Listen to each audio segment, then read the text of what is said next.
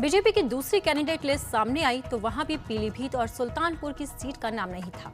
ऐसे में माना जा रहा है कि कहीं बीजेपी ने वरुण गांधी और मेनका गांधी का इस बार टिकट तो नहीं काट दिया।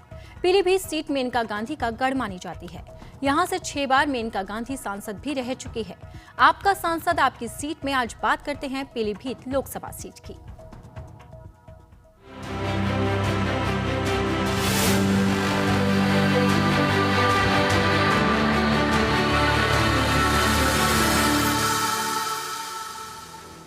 आपका सांसद आपकी सीट में आज बात करते हैं पीलीभीत लोकसभा सीट की।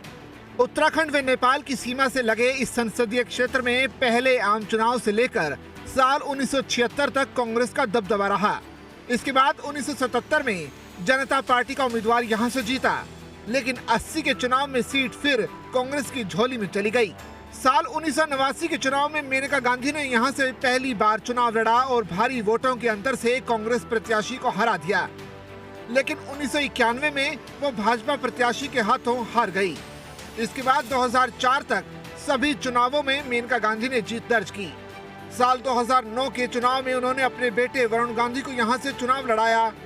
वरुण गांधी भी भारी बहुमत से चुनाव जीत गए, लेकिन साल 2014 के चुनाव में मेनका गांधी फिर इसी सीट से चुनाव लड़ी और कई लाख वोटों से जीत हासिल की। इसी सीट से 2019 में एक बार फिर से वरुण गांधी ने चुनाव जीता। वरुण गांधी ने समाजवादी पार्टी के हेमराज वर्मा को 2,55,627 वोटों के अंतर से हरा दिया। अब बीजेपी 2 चुनाव की लिस्ट अपने कैंडिडेट्स को लेकर जारी कर चुकी है, लेकिन अब तक न ही पीलीभीत और न ही सुल्तानपुर का इस लिस्ट में नाम है।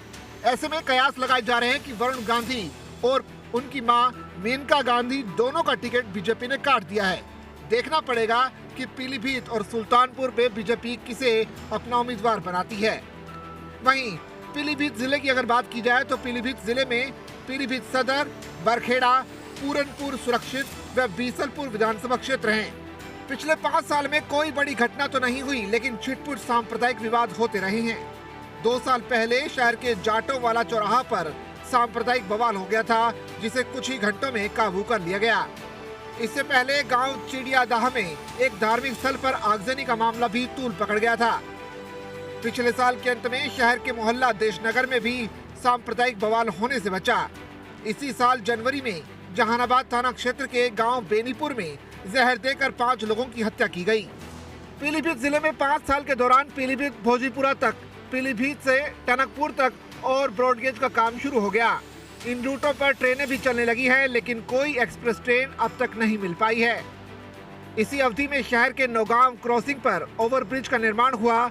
इसके अलावा विकास का कोई बड़ा काम पीलीभीत में नहीं हो सका। पीलीभीत टाइगर रिजर्व घोषित हो जाने के बाद यहाँ के जंगलों में बाघों की संख्या बढ़ गई। इसके साथ ही मानव बाघ संघर्ष की घटनाएं भी होने लगी। अक्सर जंगल से निकलकर बाघ और तेंदुआ आबादी की ओर पहुँच जाते हैं। बाघ हमले में 5 साल के दौरान लगभग 2 दर्जन लोग मर चुके हैं। साथ ही 5 बाघ और तेंदुए भी मारे जा चुके हैं। स्थानीय लोगों के लिए मानव बाघ संघर्ष को रोकना बड़ा स्थानीय मुद्दा है। जिले के पूरनपुर क्षेत्र के ट्रांस शारदा क्षेत्र में हर साल करीब 1 लाख की आबादी बाढ़ से प्रभावित होती है। कई गाँवों का शारदा नदी ने अस्तित्व ही मिटा दिया है। हर साल हजारों लोग बाढ़ के दौरान विस्थापित होते हैं, लेकिन बाढ़ से बचाव का स्थायी इंतजाम अब तक नहीं हो सका। पीलीभीत उत्तर प्रदेश का लोकसभा निर्वाचन क्षेत्र है। ऐसा कहा जाता है कि पीलीभीत की मिट्टी पीली होने के कारण यहाँ का नाम पीलीभीत रखा गया। इसे बरेली से अलग कर 1879 में अलग जिला बनाया गया था। मेनका गांधी यहाँ से 6 बार सांसद रह चुकी हैं।